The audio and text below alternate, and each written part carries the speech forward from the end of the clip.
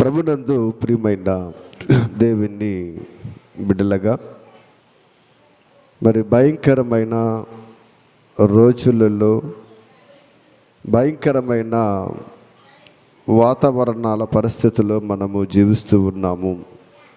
ఎందుకంటే నేటి కాలములో జరుగుతున్న ఎన్నో స్థితిగతులు కానీ పరిస్థితుల గురించి కానీ మనము ఆలోచిస్తున్నట్లయితే ఈ లోకములో వ్యాధి బాధలు, అవసరతలు, పరిస్థితులు ఇవేవైనా కానివ్వండి, ఇవేవన్నా మన బ్రతుకు కాలంలో మన వెనువెంట వస్తూ ఉంటాయి. కానీ ప్రాముఖ్యమైనది విశ్వాస జీవితము. ప్రాముఖ్యమైనది విశ్వాస జీవితము. ఏంటి ఆ విశ్వాస జీవితం అని మనకు తెలుసు. ఎన్నో సందర్భాలలో క్రీస్తుని గురించి, దేవుని గురించి ఎన్నో మాటలు మనము వింటూ ఉన్నాము, నేర్చుకుంటూ ఉన్నాము. మంచిది. ఎందుకంటే జరుగుతున్న పరిణామాలు, పరిస్థితులు, స్థితిగతులు చూస్తూ ఉంటే చాలా భయంకరమైన ఘోరమైన పరిస్థితులలో నేటి కాలంలో ఈ ప్రపంచం ఉంది. ఎందుకంటే పౌలు గారు మాట్లాడుతాడండి, క్రీస్తు సరళత నుండి లేకపోతే క్రీస్తు ప్రేమ నుండి ఎడబాపేది ఏదైనా మాకు వద్దు అంటాడండి. ప్రారంభంలో 2000 సంవత్సరాల క్రితం పౌలు గారు ఈ మాట మాట్లాడుతున్నాడు. ఈ మాట మాట్లాడి ఇప్పటికీ 2000 సంవత్సరాలు సుమారైందండి. అంటే క్రీస్తు ప్రేమ నుంచి ఎడబాపేవి, అంటే ఆయన విశ్వాసము నుంచి తొలగించేవి లోకములో చాలా వస్తూ ఉంటాయి. ఎందుకు క్రీస్తు ప్రేమ నుంచి తొలగించాలి అంటే మనకు తెలుసు. ఎందుకంటే ఈ క్రీస్తునందు విశ్వాసం ఉంచిన వారే నిత్య జీవానికి వారసులు. క్రీస్తునందు నమ్మకము కలిగిన మనము మంచి రాయబారిగా ఉంటేనే ఆ పరలోకాన్ని మనం స్వతంత్రించుకుందాము. ఆ విశ్వాసం ఎలాగుండాలి అంటే విశ్వాస వీరులు జాబితాలు ఎన్నో మనం చూస్తున్నాం. అబ్రహాము కానీ, ఇస్సాకు కానీ, యాకోబు కానీ, దావీదు కానీ, దానియేలు కానీ, యోబు గారు కానీ, పాత నిబంధన గ్రంథములో భక్తులు చాలామంది ఉన్నారు. కొత్త నిబంధనకు వచ్చినప్పటికీ క్రీస్తు శిష్యులు కానీ, అపోస్తులు కానీ, ఇలాగా పిలుపు కానీ, ఇలాగా మరి చాలామంది కొత్త నిబంధనకు వచ్చినప్పుడు కూడా భక్తులు చాలామంది మనకి కనబడుతూ ఉంటారండి. పాత నిబంధన ఒకసారి మనం పక్కకు పెడితే కొత్త నిబంధనకు వచ్చినప్పటికీ ఈ విశ్వాస వీరులు, ఈ భక్తుల జీవితాలలో వాళ్ళ ముగింపు చాలా బాధాకరమైనది. వాళ్ళ ముగింపు అంటే ఏంటమ్మా? మరణము. చాలా బాధాకరమైన పరిస్థితులు మనకు కనబడుతుంటాయి. ఎందుకు అటువంటి పరిస్థితులు వాళ్ళకి సంభవించినవంటే వారిని విశ్వాసము నుంచి తొలగించడానికి అపవాది ఎన్నో ఎత్తుగడలు వేసి వారిని ఎన్నో ఇబ్బందులకు, పరిస్థితులకు, చివరికి మరణానికి కూడా వారిని గురి చేసేటువంటి పరిస్థితులలో వారి జీవితాలు దేవునిలో చక్కటి విశ్వాసము, నమ్మకము, సంతోషము కలిగి బ్రతికారు. అయితే ఈ లోకానుసారముగా వారి జీవితం మాత్రము ముగింపు చాలా దుఃఖకరముగానే మనకు కనబడుతూ ఉంటుంది. అంతే కదండి. మరణం అనగా ఎలా ఉండాలి? మనకి ఎలా ఉండాలమ్మా? చక్కగా, సుఖముగా, సంతోషముగా ఉండాలి. కానీ అపోస్తుల మరణాలు అలా లేవండి. అన్ని మరణాలు హత్యలతో కూడినవాగా మనకు కనబడుతూ ఉంటాయి. ఇలాగా ఎన్నో సందర్భాలలో ఎన్నో విషయాల గురించి మనం చేసినట్లయితే ఈ కాలంలో అటువంటి పరిస్థితులు లేకపోయినప్పటికీ క్రీస్తులో ఎదుగుచున్న బిడ్డలను, క్రీస్తునందు విశ్వాసము కలిగిన వారిని ఏదొక విధముగా ఆ ప్రేమ నుండి, ఆ విశ్వాసము నుండి తొలగించడానికి అపవాది తన సైన్యాన్ని ఈ భూమి మీద సిద్ధపరుచుకుంది. ఎవరా సైన్యము? ఎవరా సైన్యమమ్మా? అపవాది దూతలు అంటారా? కాదండి, కాదు కదా. ఎవరు? యేసుక్రీస్తు అంటున్నాడు, ఇదిగో మీ తండ్రియగు అపవాది. మనుషులేనండి. ఎందుకంటే ఒక మనిషిని పాడు చేయడానికి, ఒక మనిషిని విశ్వాసం నుంచి తొలగించడానికి, దేవునిలో ఎదుగుతున్న వారి జీవితాలలో వ్యసనాలకు గురి చేసి భయంకరమైన పరిస్థితులకు నడిపించేది ఇదిగో అపవాది మరొక మనిషి ద్వారా ప్రవేశిస్తూ ఉంటుందండి. మరొక మనిషి ద్వారా ప్రవేశిస్తూ ఉంటుంది. ఇలాగా ఆ జీవితాల్లో ఎన్నో పరిస్థితులు ఇవన్నీ పక్కకు పెడితే ఈవేళ క్రీస్తు నెరిగిన క్రైస్తవులుగా ఈ బైబిల్ని, ఈ వాక్యాన్ని ఎరిగిన వారిగా, చదువుకుంటున్న వారిగా, నేర్చుకుంటున్న వారిగా మనలోనే ఎన్నో విభిన్న పరిస్థితులను ఇవాళ అపవాది సృష్టించింది. ఆలోచన చేయండి. ఎందుకంటే మీకు చెప్తూ ఉన్నాను ఏండి, ఒక హిందూ టెంపుల్ చూడండి, ఒక ముస్లిం మసీదు చూడండి, ఒక హిందూ టెంపుల్ చూడండి, ఒక ముస్లిం మసీదు చూడండి. ఏ హిందూ టెంపుల్ అయినా ఒకే ఆరాధన ఉంటుంది, ఏ ముస్లిం మసీదులోనైనా ఒకే ఆరాధన, ఒకే దేవుడిని, ఒకే భావాలు కలిగి వాళ్ళు ఉంటారు. కానీ క్రైస్తవ్యంలోకి వచ్చినప్పటికీ చర్చికి ఒక ఆరాధన, డినామినేషన్కి ఒక పద్ధతి, చాలా పరిస్థితులు. ఒకరు చేసింది ఒకరికి నచ్చదు, ఒకరు చేస్తే ఒకరికి ఎట్టదు. ఇటువంటి చాలా భయంకరమైన పరిస్థితులు ఉన్నవండి. ఎందుకున్నవి ఒకసారి మనం ఆలోచన చేయాలి ఒకసారి మనం ఆలోచన చేయాలి. దేశంలో ఏ హిందూ దేవాలయంలో ఒకే ఆరాధన ఉన్నప్పుడు, ప్రపంచంలో ఏ మసీదులోనైనా ఒకే ఆరాధన ఉన్నప్పుడు, అన్ని చర్చిలలో ఒకే ఆరాధన ఎందుకు ఉండటలేదు? ఆలోచన చేయండి, ప్రశ్న వేసుకోవాలి. ఉందా? ఒక సంఘం అంటే మరొక సంఘానికి కిట్టదు. ఓ సంఘము చేసే ఆరాధన మరో సంఘానికి ఇష్టం ఉండదు. ఇలాగా చూస్తే నిజంగా ఇవాళ క్రీస్తు విరోధులుగా, లేదా దేవునికి అవిధేయులుగా, లేదా నిత్యరాజ్యానికి వారసులు కాకుండా బ్రతికే వారు ఎక్కువ మనకు ఎక్కడ కనబడతారంటే ఈ క్రైస్తవ సంఘాల్లోనే మనకు ఎక్కువ కనబడుతూ ఉంటారు. ఎందుకంటే క్రీస్తు ప్రేమ తత్వము వీరిలో మనకి కనబడదండి. వీరిలో మనకు కనబడదు. ఏం చెప్పాడు యేసుక్రీస్తు? ఏం చెప్పాడమ్మా? నీ శత్రువులను ప్రేమించండి, హింసించే వారి కొరకు ప్రార్థన చేయండి. ఇలా చక్కగా ఎన్నో మాటలు చెప్తుంటాం మనం కదా. గుడ్ ఫ్రైడే రోజున ఎన్ని మాటలు చెప్పామమ్మా. ఆయన సిలువలో పలికిన మాటల గురించి ఎంత చక్కగా వివరించుకున్నాం, ఎంత చక్కగా ప్రార్థన చేస్తాం. కానీ ఎదుటివారి పట్ల అటువంటి ప్రేమ, అనురాగ, ఆప్యాయతలు మన బ్రతుకుల్లో ఉంటున్నాయా అంటే ఆలోచన చేయండి. క్రీస్తుని ధరించుకున్నాము అనుకుంటున్నాం, కానీ ఆ ముసుగులో అపవాది ఎన్ని మాయలు చేస్తాం తెలుసండి. అందుకే పౌలు గారు అన్నాడు, కొరింథీ పత్రికలో మాట్లాడుతూ, ఇదిగో అపవాది తంత్రములను మీరు ఎరగని వారు కాదు నాయనా.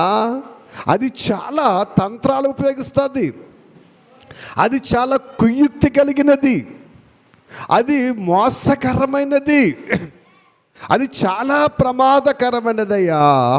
మరి జాగ్రత్త జాగ్రత్త జాగ్రత్త అని మరి పౌలు గారు కొరింథీలో ఉన్న ప్రజలతో మాట్లాడుతూ ఉన్నాడు. ప్రభునందు ప్రియమైన దేవుని బిడ్డలుగా, అది ఎటువంటిదంటేనండి, ఏంటి, చాలా భయంకరమైనది. ఒక్క దేవుడిని, ప్రపంచంలో ఒకే ఒక దేవుడై ఉన్న ప్రభువుని, పరలోకపు తండ్రిని ఆరాధించవలసిన క్రైస్తవులందరినీ ఒక్కటిగా ఉంచకుండా ఏం చేసిందమ్మా? విభజించి పాలించింది. ఎందుకని? విభజించి పాలించటం అంటే దానికి ఇష్టము. చూడండి, లోకంలో మనుషులు కూడా చూశారండి, ఏంటి, ఒక్కటిగా సమిష్టిగా ఉన్న సంఘాలను, కుటుంబాలను, లేదా ఫ్రెండ్స్ను, సమాజాన్ని విభజిస్తూ ఉంటారు. ఎందుకు విభజిస్తారు? ఎందుకు ఎడగొడతారు? ఏమ్మా, సమిష్టిగా ఉంటే కుదరదు. ఎడగొడితే దుర్మార్గుడికి ఎలాగుంటుంది? వాడి పక్క కొంత సైన్యం వస్తే ఏమొస్తుంది? బలం వస్తుంది. అరాచకాలు చేయొచ్చు, దుష్ట కార్యాలు చేయొచ్చు, నీచ కార్యాలు చేయొచ్చు. ఇలా చెప్పుకుంటూ వెళితే చాలా మనకు కనబడుతుంటాయండి. వీడు కూడా ఏం చేస్తాడంటే ఒక్కటేగా ఈ క్రైస్తవులుంటే, ఒకే వాక్యాన్ని కలిగి ఒకే దేవుని నమ్మి వీరందరూ ఒకటే మాట మీద ఉంటే నిత్యరాజ్యానికి వెళ్ళిపోతారని విభజించి పాలించే పద్ధతిని వాడు ఏర్పాటు చేశాడు. విభజించే పాలించే పద్ధతులు చాలా మరి సందేహాలు, సమాధానాలు మనకి కనబడుతూ ఉంటాయండి. అవన్నీ ఒకసారి మనం ఆలోచించేస్తే, అందులో ఒకటిగా ఈరోజు మనం ఆలోచన చేస్తే, యేసు క్రీస్తు వారి గురించి నేటికి చాలామంది అండి, ఆయన కొత్త నిబంధనకు మాత్రమే దేవుడు, కొత్త నిబంధనలో మాత్రమే ఆయన ఉన్నాడు కాబట్టి ఆయన ఒక దేవుని కుమారుడు, ఒక మనిషి.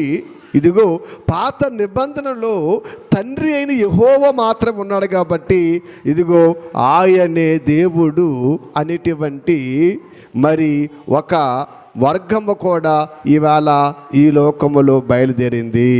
వాళ్ళెవరు?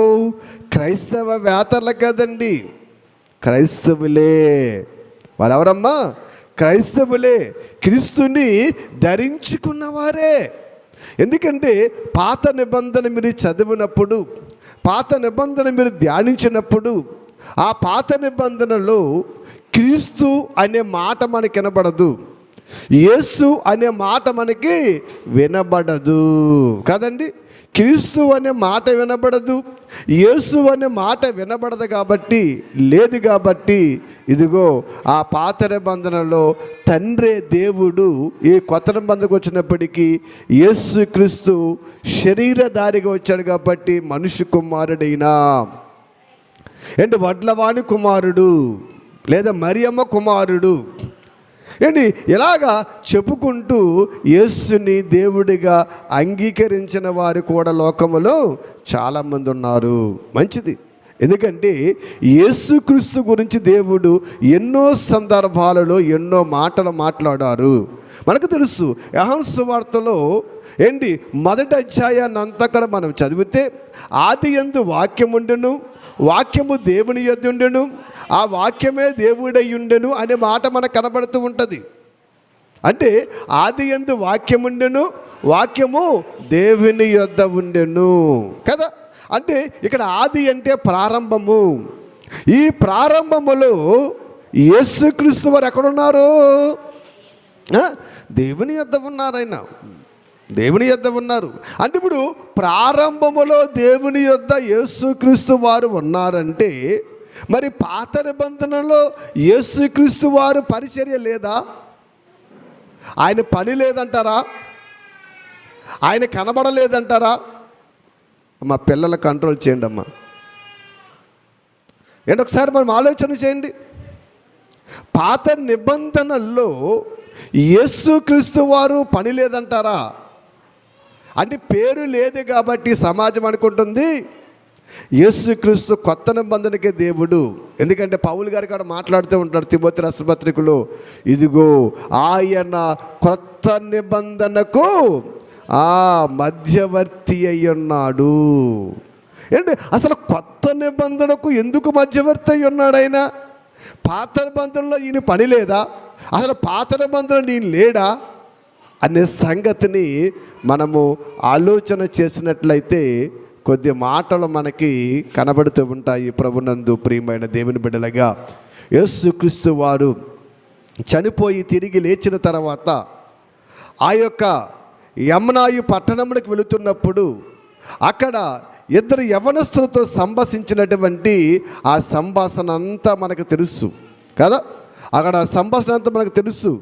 వారితో మాట్లాడుతున్నప్పుడు, వారితో సంభాషిస్తున్నప్పుడు ఈ జరిగిన సందర్భంలో ఆయనతో మాట్లాడుతున్నది ప్రభువైన యేసుక్రీస్తు వారని వారు మర్చిపోయినప్పుడు మాట్లాడుతున్నటువంటి మాట లోకసువార్త 24వ అధ్యాయములో 27వ వచనములో యేసుక్రీస్తు వారు చెబుతున్నటువంటి ఒక మాట మనం చూస్తానండి. 24:27 మోషేయు సమస్త ప్రవక్తలను మొదలుకొని లేఖనములన్నిటిలో నన్ను గూర్చిన వచనములు భావము వారికి తెలియజేసాను అంటున్నాడండి.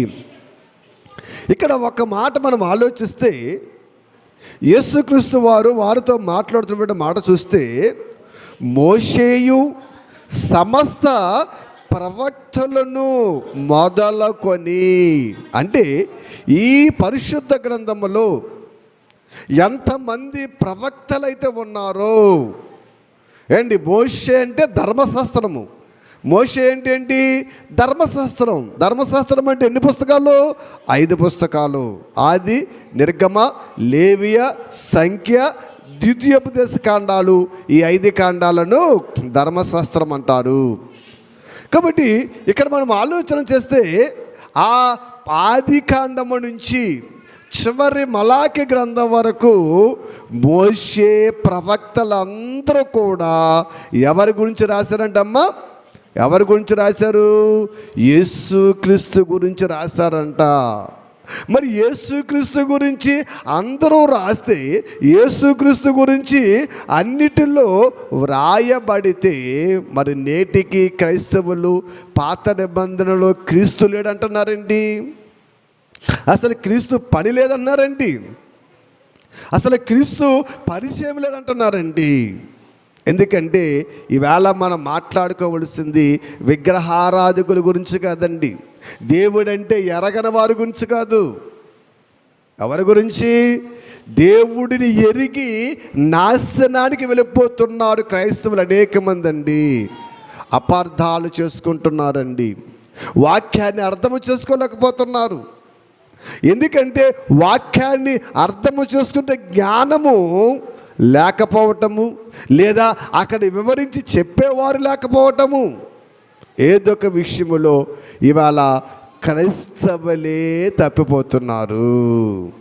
క్రీస్తును ధరించిన వారే చెరపట్టికిని వెళ్ళిపోతున్నారు. ప్రభునందు ప్రియమైన దేవుని బిడ్డలుగా ఆయన మాట్లాడుతున్న మాట చూస్తారు కదా. మోషే ప్రవక్తలందరూ కూడా నన్ను గురించి అయ్యా మీ గ్రంథములో ఎంతో చక్కగా వ్రాసారు అని ఆయన మాట్లాడుతూ ఉన్నాడండి. ఇంకా చూస్తే యోహాను సువార్తలో 5వ అధ్యాయములో 44 నుంచి కూడా ఆయన మాట్లాడుతున్నటువంటి ఒక మాట చూస్తే, అద్వితీయ దేవుని వలన వచ్చు మెప్పుని కోరుకొనక యొకని వలన దేవుడు మెప్పు పొందును ఎలాగ నమ్మగలరని చెప్పిదిగో, నేను తండ్రి యొద్ద మీ మీద నేరము మోప తలంచుకుండి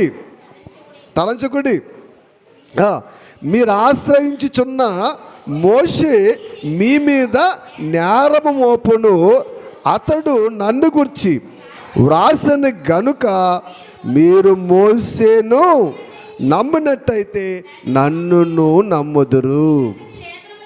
సరిపోద్దమ్మా.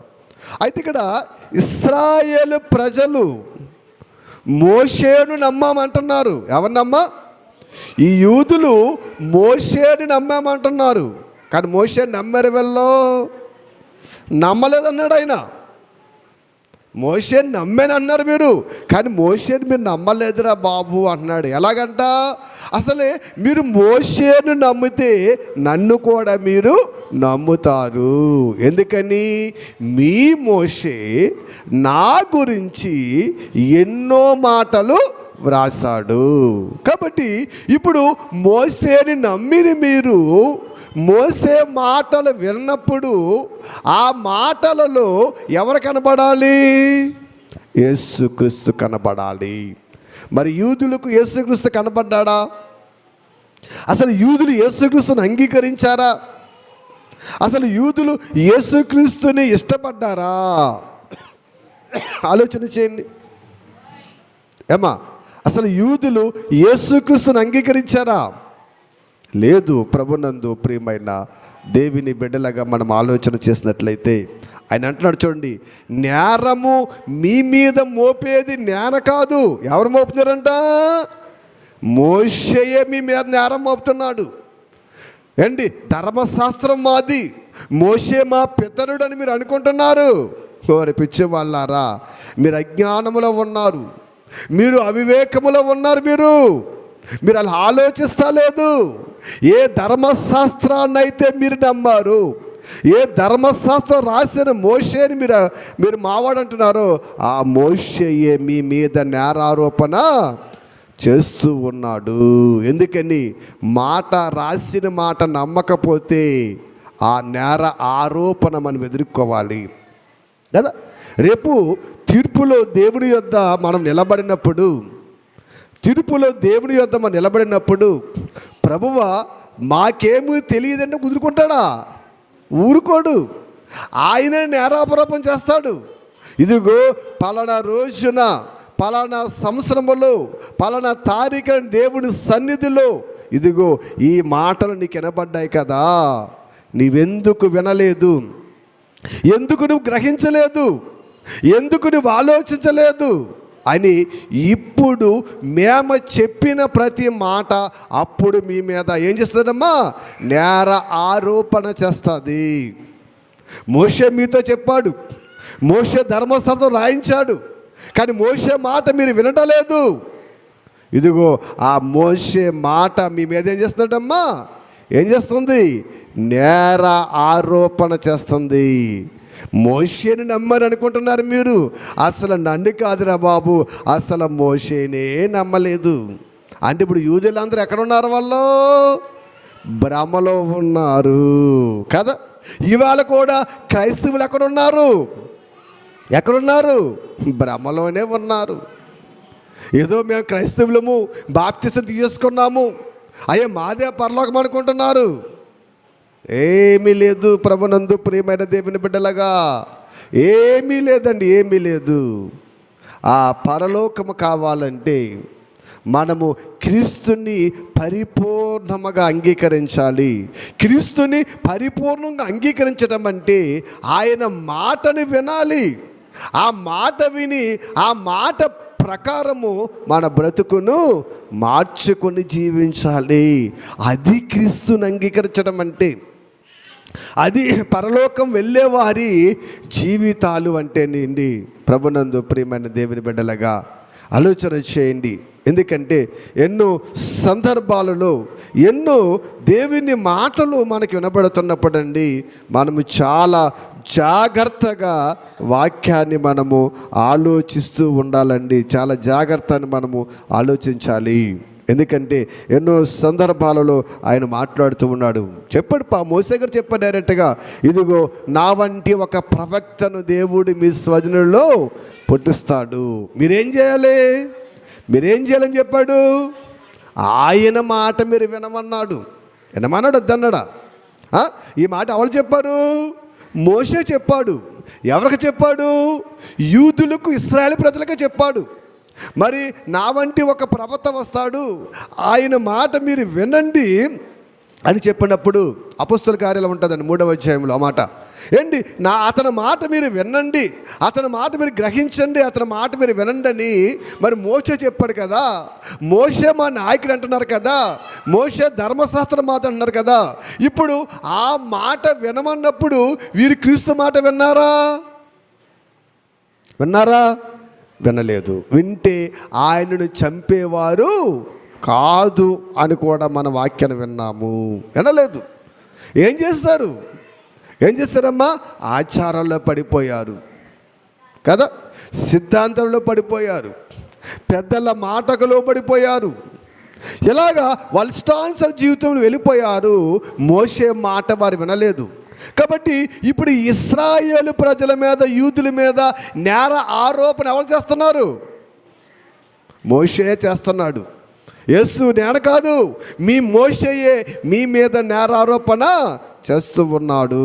రేపొద్దున అక్కడికి వెళ్ళిన తర్వాత ఇశ్రాయేలు ప్రజలు, అయ్యా నీవు మా వంశకుడువు, ఇశ్రాయేలుకు నాయకుడువు, నేను ఇశ్రాయేలుడును, మోషే నేను జ్ఞాపకం చేసుకో అన్నప్పుడు ఏమంటాడు మోషే? పిచ్చివాడా, నీవు నా వంశం అవ్వచ్చు, నా ఇశ్రాయేలు అవ్వచ్చు, మీకు నాయకుడు నేను అవ్వచ్చు, కానీ నేను చెప్పిన మాటని విన్నావా? ఏం చెప్పా ప్రభువా? నేనేం చెప్పనా? ఒకసారి చూడు ధర్మశాస్త్రం చూడు, ఏమి రాయబడిందో. నిర్గమాకాండములో చూడు, అపోస్తలుల కార్యాలు చూడు, ఏమి రాయబడిందో ప్రభువా? నా వంటి ఒక ప్రవక్త మీలోంచి పుడతాడు, అతని మాట మీరు వినాలని చెప్పాను కదా, విన్నారా? అయ్యో మాకు తెలియదు ప్రభువా. ఊరుకుంటాడా? కాబట్టి నేను మీకు నాయకుడిని కాదయ్యా. మీరు నాజు అనవచ్చు, జాతి అవ్వచ్చు, లేదా వర్గం వచ్చి అన్నవచ్చు, కానీ ఇక్కడ అవేం పనిచేయవు. ఇక్కడ 2 వర్గాలు, 2 జాతులు. ఒకటి పాపులు, పరిశుద్ధులు, ఒకటి పరలోకం వెళ్ళేవారు, రెండోది నరకం వెళ్ళేవారు. కాబట్టి మీ మీద నేను ఆరోపణ చేస్తాను ప్రభువా, వీళ్ళని అంటే పాతాళానికి నేరారోపణ చేస్తున్నాడంటండి. కాబట్టి ఆలోచించండి, ఆనాటి కాలములో మోషే మాటే నేరారోపణ చేస్తే ఇన్ని సంవత్సరాలుగా ప్రకటిస్తున్నటువంటి దైవ సేవకుల మాట మరి మీ మీద నేరారోపణ చేయదా? ఏం చేద్దలేండి, అన్నీ మామూలు అంటారా?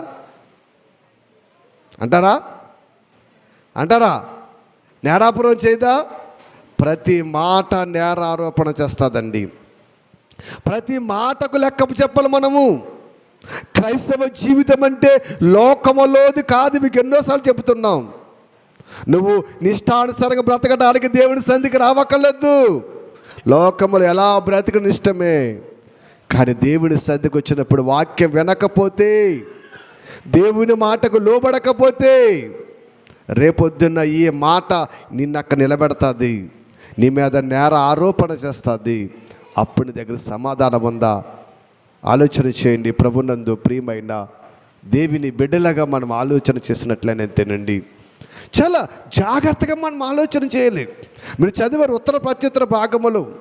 అక్కడ నా సేవకుడు వివేకుడయ్యి ఎలా ఉంటాడమ్మా?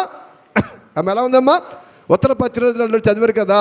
నా సేవకుడు వివేకుడయ్యి చాలా జాగ్రత్త కలిగి ఉండాలని మాట్లాడతాడు. వివేకం అంటే ఎలా ఉండాలి అమ్మ? ఒకసారి ఆ మాట చదవండి, నాకు గుర్తులేదు. ఉత్తర పత్రికలో చదివారు కదా, యెషయా గ్రంథంలో 52వ అధ్యాయము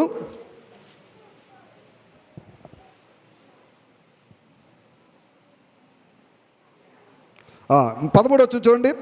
ఆలకించుడి, నా సేవకుడు వివేకముగా ప్రవర్తించును. చూడండి, నా సేవకుడు వివేకముగా ప్రవర్తించిన అర్థమేంటి అమ్మా? వివేకంగా ప్రవర్తించిన అర్థమేంటి? చాలా క్షుణ్ణముగా, జాగ్రత్తగా, జ్ఞానము కలిగి చాలా జాగ్రత్తగా ప్రవర్తించాలి.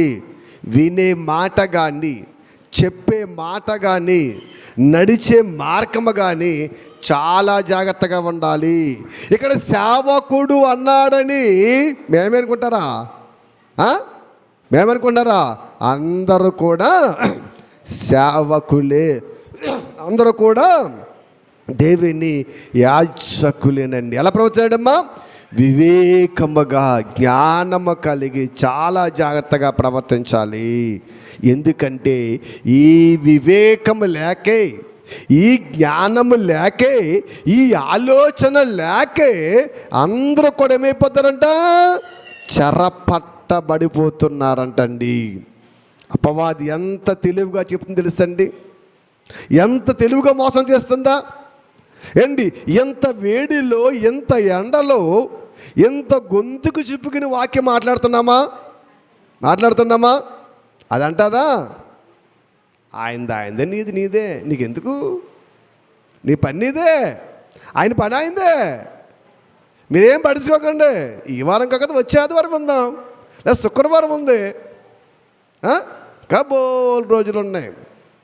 చాలా తెలివిగా ఇవాళ ఎక్కడే కదండి, ప్రపంచంలో ఎక్కడ చూడండి, ఏ సంఘాల్లో చూడండి, ఏ సభల్లో చూడండి, ఎక్కడ చూసినా వాక్యము వినే స్థితిలో మనుషులు లేరండి. ఏ వాక్యమైతే నీకు వివేకాన్ని నేర్పుతాదో, ఏ వాక్యమైతే నీలో జ్ఞానం పుట్టిస్తాదో, ఏ వాక్యమైతే నిన్ను ఆలోచింప చేస్తాదో, ఏ వాక్యమైతే నిన్ను నిత్యరాజ్యం నడిపిస్తాదో, ఆ వాక్యము దగ్గరికి వచ్చేటప్పటికి మనుష్యులను ఈజీగా పడగొట్టేస్తుంది.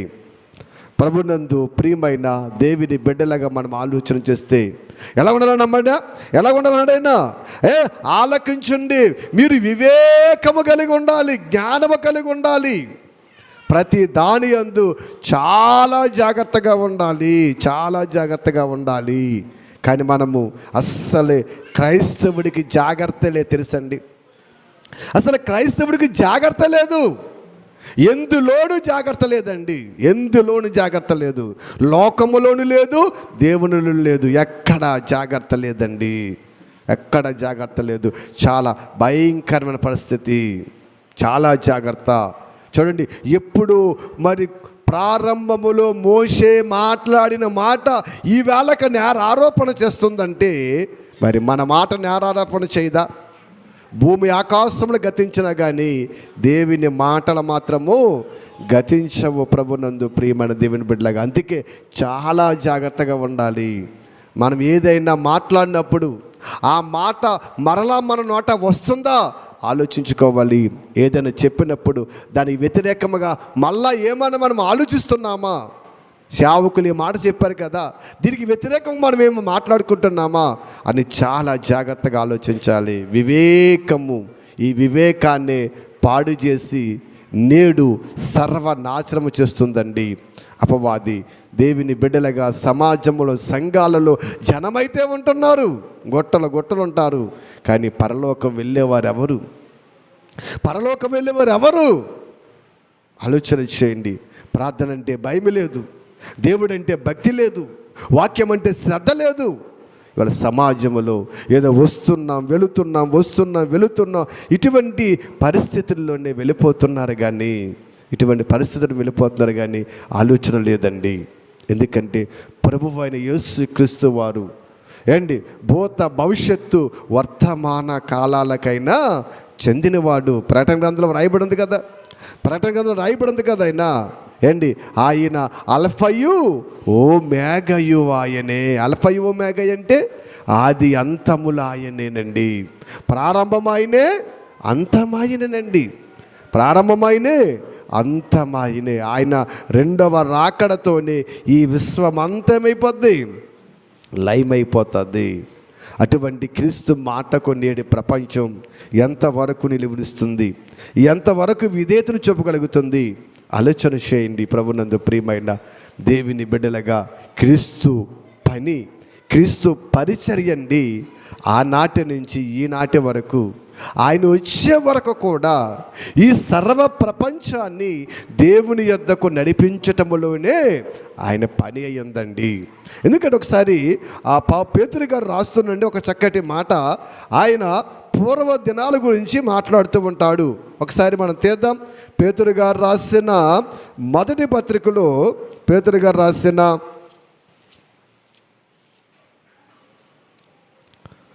మొదటి పత్రిక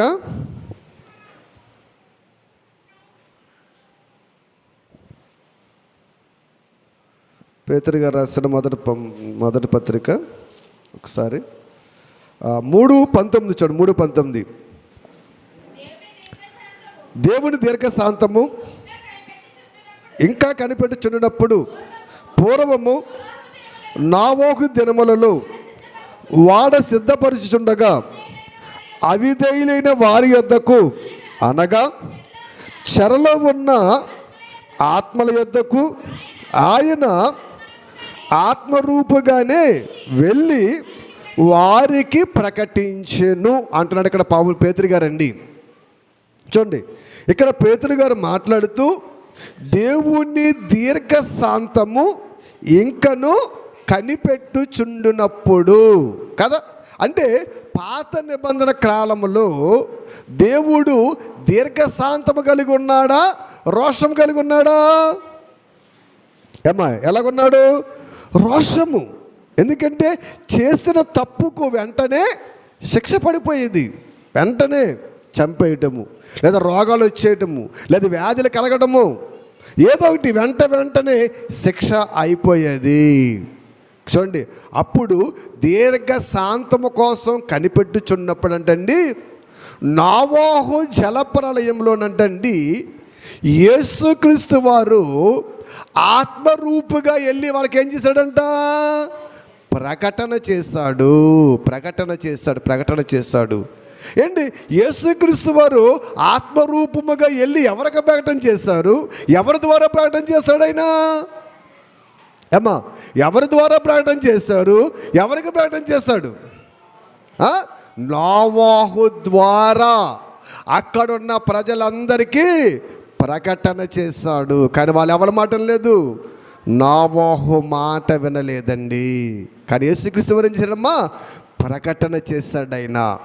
ఆయన ప్రకటించాడు, ఇదిగో జలప్రలయం రాబోతుంది, ఈ భూమి సర్వనాశనం అయిపోతుంది, ఇదంతా సమూల నాశనం అయిపోద్ది, మారండి, మార్పు చెందండి, మీరు మారు మనసు పొంది దేవుని యొద్దకు రండి కదా. ఎప్పుడు మాట ఇది? నోవహు జలప్రలయంలో మాట కదా. ఏమని? మారు మనసు పొంది రండి.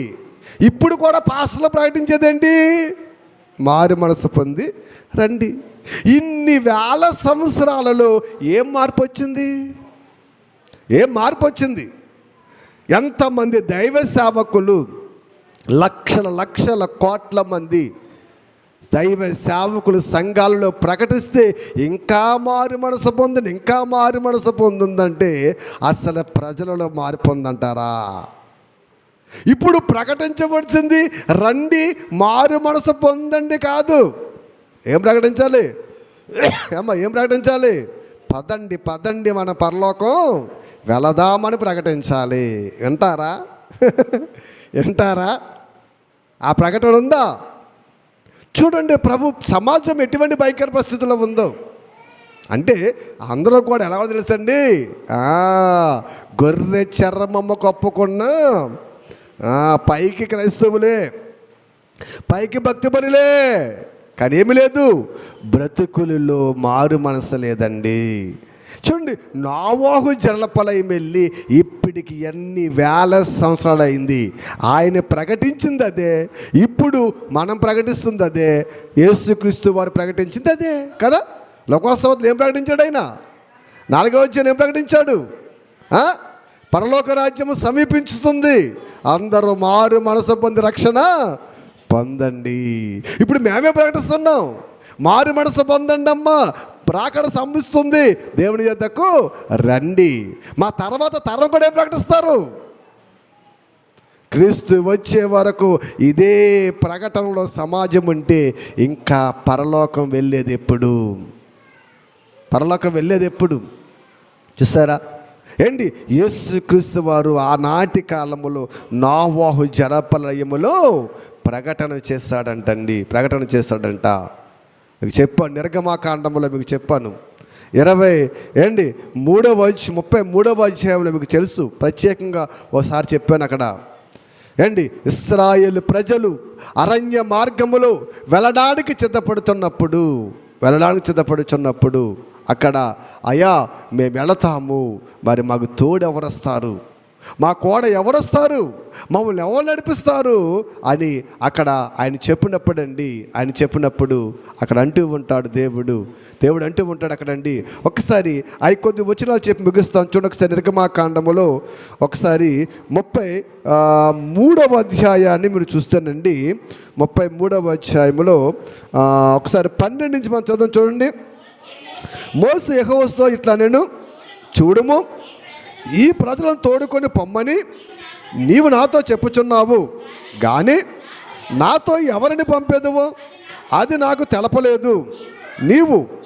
నేను నీ పేరు పెట్టి ఎరిగి ఉన్నాననియు నా కటాక్షము కలిగి ఉన్నదనియు ఉన్నదని చెప్పుకుంటూ కిందకు వచ్చినప్పటికీ, కాబట్టి నీ కటాక్షము నా ఎడల కలిగిన ఎడల నీ కటాక్షము నా ఎడల కలుగునట్లుగా దయచేసి నీ మార్గమును నాకు తెలుపుము, అప్పుడు నేను నిన్ను తెలుసుకొందును, చిత్తగించుము, ఈ జనము నీ ప్రజలే కదా అనెను. అందుకు ఆయన నా సన్నిధి నీకు తోడుగా వచ్చును అంటున్నాడండి. అయితే ఇక్కడ ఇశ్రాయేలు ప్రజల గురించి మోషే గారు మాట్లాడుతున్నటువంటి ఒక మాట మనం చూస్తే, అయ్యా మరి వీళ్ళని తీసుకెళ్ళమంటున్నావు, మరి వీళ్ళని తీసుకెళ్తాను కరెక్టే, కానీ వీరితో పాటు నాకు తోడు ఎవరిని పంపుతున్నావు? ఎవరిని తోడంటే అహరోనని కాదండి, యిర్మీయా వాళ్ళ అక్కని కాదండి, వాళ్ళు కాదు, నాకు తోడు కావాలి. ఎందుకంటే ఈ ప్రజలు చాలా మూర్ఖులలో, వీళ్ళ మాట విననొల్లని వారు కదా.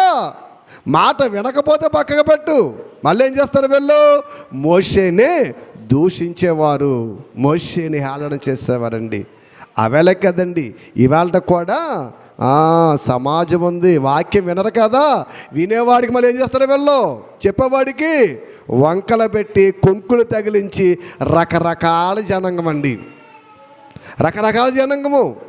అందుకనే ప్రభువా నేను తీసుకెళ్తాను కరెక్టే, కానీ నాకు తోడు ఎవరిని పంపుతావయ్యా? మరి మీరు నాకు తోడు ఎవరిని పంపుతావు వీళ్ళు కోడాను అన్నప్పుడు, ఇదిగో నా సన్నిధి నేను నీకు ఏం చేయమ్మా తోడుగా ఉంచుతాను అంటున్నాడండి.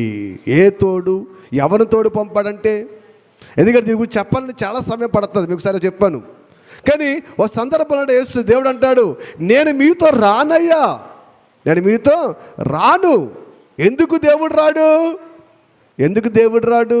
మీకు సింపుల్గా చెప్పేస్తున్నాను, మీ అన్ని ఇంటికి వెళ్ళి చదువుకోండి, మీకు అర్థమవుతుంది. ఎందుకు దేవుడు రాడు?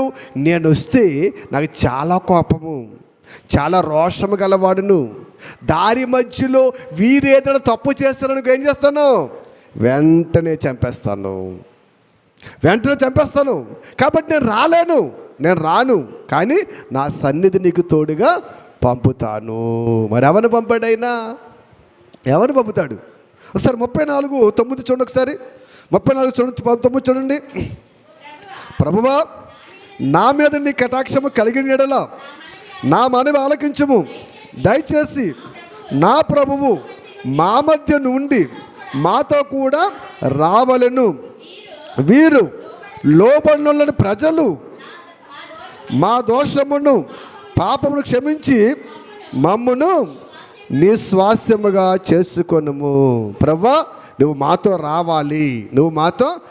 ఎందుకంటే ఇశ్రాయేలు ప్రజలు ఎటువంటి వారమ్మా? లోబడనల్లని ప్రజలు. వీళ్ళ మాట వినరు, వీళ్ళని పట్టించుకోరు. నేను చెప్పినా సరే పెడసెవని పెడతారు.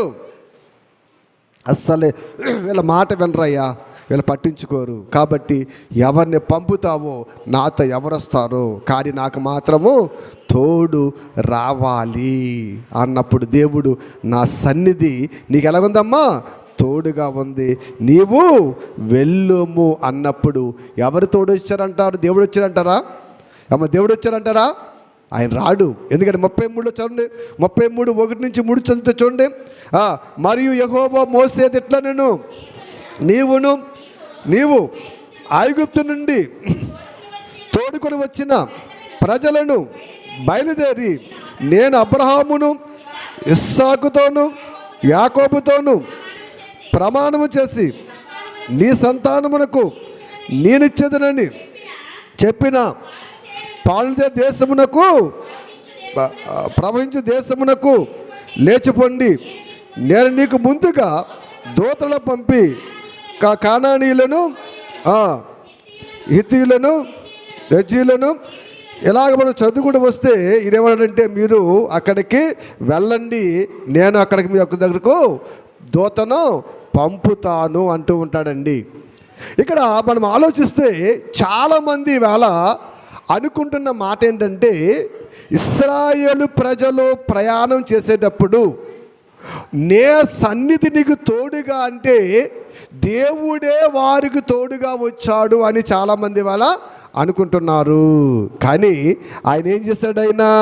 ఆయన మాత్రము నేను మీకు తోడుగా రాలేను. ఎందుకంటే ఆయన కనుక తోడుగా వస్తే ఏమవుతుంది అన్నాడు ఆయన, నే కోపములో మిమ్మల్ని నేను చంపేస్తాను, కోపంలో మిమ్మల్ని చంపేస్తాను. కాబట్టి నేను మీకు తోడుగా రాను, కానీ నా సన్నిధిని మాత్రం మీకు తోడుగా పంపుతాను అన్నప్పుడు ఎవరిని పంపాడు? మరి అయినా ఎవరిని పంపారమ్మా? ఆ దూత ఎవరంటారా? ఆ దూత ఎవరు? ఆ పంపగా వచ్చిన వాడే ప్రభువైన యేసుక్రీస్తు వారండి. ఇశ్రాయేలు ప్రజలను అరణ్యములో నడిపించినప్పుడు వారికి తోడుగా ఉన్నది ఎవరు తెలుసండి? ఎవరు తెలుసా? యేసుక్రీస్తు వారండి. ఒకసారి మనం ఆలోచన చేస్తే 23వ అధ్యాయంలో 21వ వచనంలో 20వ వచనం ఒకసారి చూడండి. ఒకసారి 23వ అధ్యాయంలో నిర్గమకాండము 20వ వచనం చూడండి ఒకసారి. ఆయన సన్నిధిని జాగ్రత్తగా నుండి ఆయన మాట వినవలను, ఆయన కోపము రేపవద్దు, మీ అతిక్రమములను ఆయన పరిహరింపడు, నా నామము ఆయనకున్నది, అయితే నీవు ఆయన మాట జాగ్రత్తగా విని నేను చెప్పినది యావత్తును చెయ్యవలెను అంటాడండి.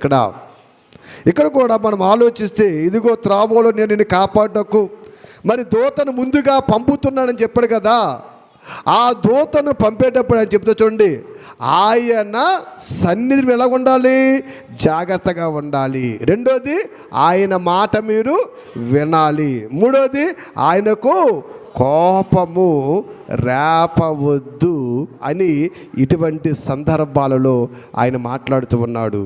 ఎందుకంటే యేసుక్రీస్తు వారు ఇశ్రాయేలు ప్రజలకు అరణ్య మార్గములో తోడుగా ఉండి నడిపించాడు కనుకే వారు కనీసము ఆ దగ్గరకైన వారు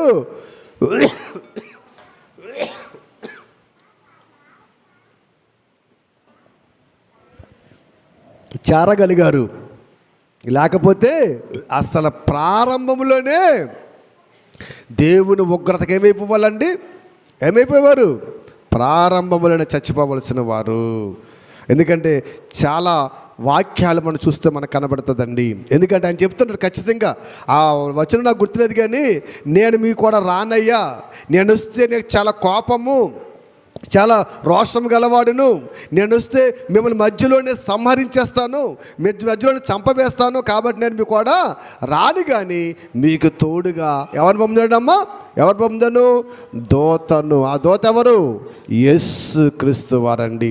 అందుకే అరణ్యములో వాళ్ళు ఎన్ని సనిగినా, ఎన్ని తిట్టినా, ఎన్ని రకాలుగా మాట్లాడినా ప్రభువారు ఓర్చుకుంటూ వచ్చాడండి. ఒక్క సందర్భంలో ఒక్క మాటలో మనం చూడాలంటే, మరి వాళ్ళు హోరేబులో నీరు కావాలి అని అడిగినప్పుడు ఎక్కడి నుంచి వచ్చింది నీరు? బండ నుంచి వచ్చింది. ఆ బండకు సాదృశ్యము ఎవరిని చూపిస్తున్నారు? పౌలు గారు, పేతురు గారు, యేసుక్రీస్తు వారిని చూపిస్తున్నాడు. ఎందుకని? జీవజలములు వచ్చేది ఆయనలో కదా. అండ్ ఇలాగ మనం చెప్పుకుంటూ వెళితే ప్రభువైన యేసుక్రీస్తు వారండి పాత నిబంధన కాలము నుంచి ఈనాటి వరకు క్రీస్తు వచ్చే వరకు కూడా ప్రజలకు మార్పు కోసం ఆయన ప్రాకులాడుతూనే ఉన్నాడు. మారు మనసు పొందండి అని ప్రకటిస్తూనే ఉన్నాడు. నోవహు జలప్రళయంలో ప్రకటించాడు, ఇశ్రాయేలు కాలములో ప్రకటించాడు, ప్రవక్తల కాలములో ప్రకటించాడు, అపోస్తుల కాలములో ప్రకటించాడు. ఈ కాలములో అనేక మంది దైవ దాసుల ద్వారా ప్రకటిస్తూ ఉన్నాడు. కానీ సమాజంలో ఏం లేదమ్మా, మార్పు లేదండి. ఎక్కడో హోరేబులో కొండ మీద నీటితో ఆయన నీరు వచ్చినట్టు చూస్తూ ఉన్నాం. నా సన్నిధి మీకు తోడుగా ఉందంటే యేసుక్రీస్తు వారు ఎప్పుడు కూడా ఈ ప్రజలను విడిచిపెట్టలేదండి. ఎప్పుడు ఆయన మనతోనే ఉన్నాడు. ఇప్పుడు కూడా మనతోనే ఉన్నాడు. ఆయన ఉన్నాడా లేడా? ఇప్పుడు కూడా వాక్య రూపములో మనతోనే ఉన్నాడు కదా. అంటే ఇప్పుడు కూడా మరి ఆయన శరీరధారిగా లేడు కాబట్టి యేసుక్రీస్తు లేడంటారా? ఉన్నాడంటారా? ఉన్నాడు. ఎలాగున్నాడు? వాక్య రూపంలో ఉన్నాడు. మరి పాత రూపంలో యేసుక్రీస్తు లేడా? ఉన్నాడు. ఎలాగున్నాడు? వాక్య రూపములో ధర్మశాస్త్రములో మోసే గారు రచించిన మాటలు, ప్రవక్తల గ్రంథాలలో ప్రవక్తల మాట్లాడిన మాటల బట్టి ఉన్నాడండి. ఆత్మరూపుగాని వెళ్ళి ప్రకటించాడు ఆయన. అందుకే నిన్న నేడు నిరంతరము ఏకరీతిగా ఉన్న దేవుడు. ప్రభునందు ప్రియమైన దేవుడా, ఆది అంతం ఆయనే, అల్ఫా ఒమేగా ఆయనే, ప్రభు అయిన యేసుక్రీస్తు వారు. అందుకే కలిగి ఉన్నది ఏదియు ఆయన లేకుండా కలగలేదు. కలిగి ఉన్నదే ఆయన లేకుండా కలగనప్పుడు ఈ ప్రజల సంరక్షణలో ప్రభు అయిన యేసుక్రీస్తు వారు పాత్ర లేదా?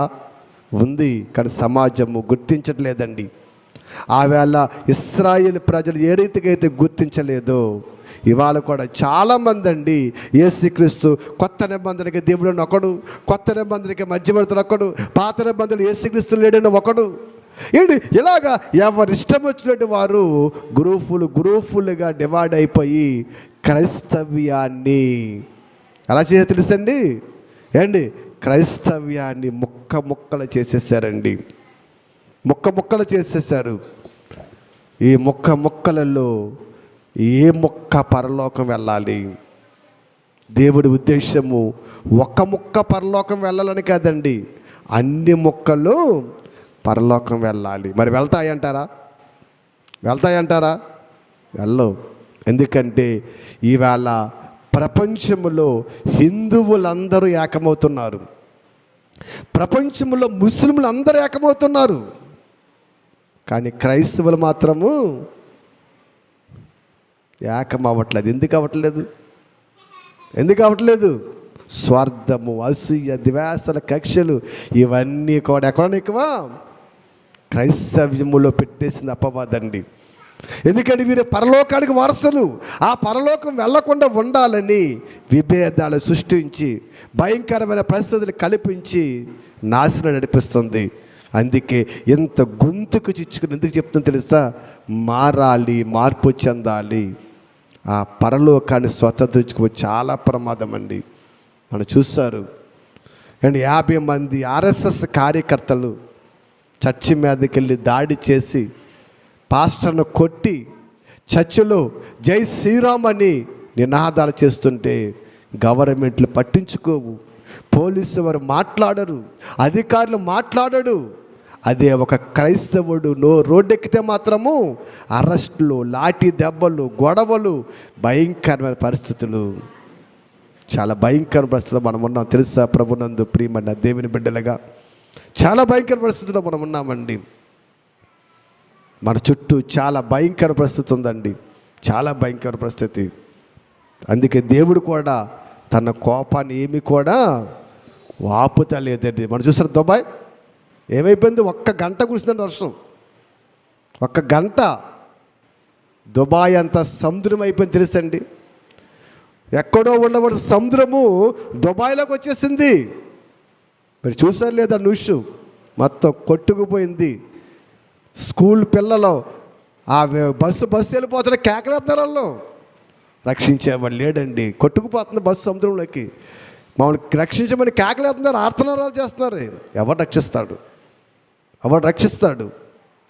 మొత్తం కొట్టుకుపోయింది. మంచి ఎండలు, భయంకరమైన ఎండలు, భయంకరమైన వేసవకాలంలో భయంకరమైన వర్షం అంటండి.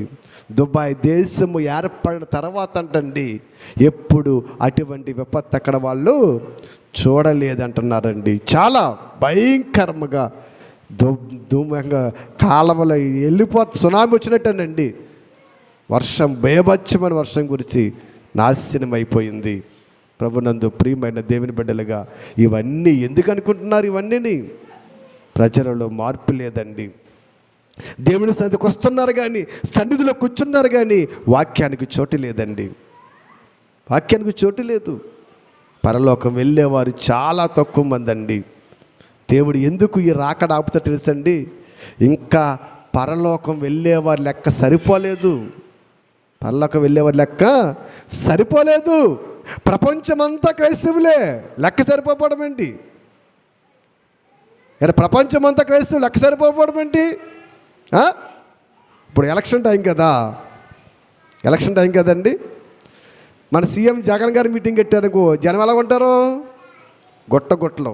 చంద్రబాబు మీటింగ్ పెట్టినా గొట్టగొట్టలే. పవన్ కళ్యాణ్ మీటింగ్ పెట్టినా గొట్టగొట్టలే. కాంగ్రెస్ షర్మిల మీటింగ్ పెట్టినా గొట్టగొట్టలే. ఎవరి మీటింగ్ అంటే గొట్టగొట్టలే. కానీ ఓటు ఎవరికి వెళ్తుంది? మా అమాయకులు అనుకుంటారు ఈ జనమంతా మా జనం అనుకుంటారు, మా అమాయకులలో. కానీ వాళ్ళకంటే తెలివైన వీళ్ళ జవలు జనము. వాళ్ళ అమాయకులు పాపం. మనం అనుకో వీళ్ళ అమాయకులు అనుకున్న వాళ్ళు ఏం కాదు. ప్లాటర్ చాలా తెలివైన తెలుసండి. ఈడెట్టినా ఆడెట్టినా ఎవడెట్టి వెళ్ళిపోతాడు కదా. నిజంగా ఆ సభకి వెళ్ళిన వాళ్ళు ఓటేస్తే నగ్గేస్తారు. వేస్తారా అంటే అందులో ఉన్నవారు అందరూ ఎవరు? అందులో ఉన్నవారు అందరూ ఎవరు?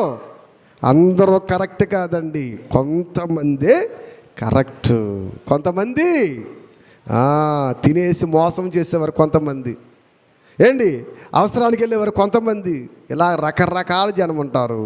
అందుకనే విశ్లేషణ అంటున్నారు, జనాన్ని చూసి మీరు మోసపోవద్దని ఆయన అంటున్నాడు. దేవుడు కూడా అంటున్నాడు ఏమని తెలుసా? వీళ్ళందరూ చూసి నేను మోసపోను. వీళ్ళందరూ క్రైస్తవులు అనుకుంటున్నావా? ఏం కాదు, ఇందులో పొట్టు చాలా ఉంది కదా. దుబాయ్లో వచ్చినట్లు ఒకసారి వస్తే ఎంత పొట్టు ఎగిరిపోద్దో కనపడుతుంది మనకి. దయచేసి ఆలోచన, సమయం చాలా తక్కువగా ఉంది. చాలా భయంకరమైన దినాల్లో మనం ఉన్నాము. ఈ ప్రయాసం అంతా ఎందుకు తెలుసండి? మరణిస్తే ఒక్కడుగు అవతలకేసే పరలోకము దాటిపోవాలి. ప్రార్థన చేసుకుందాం. ప్రేమ కలిగి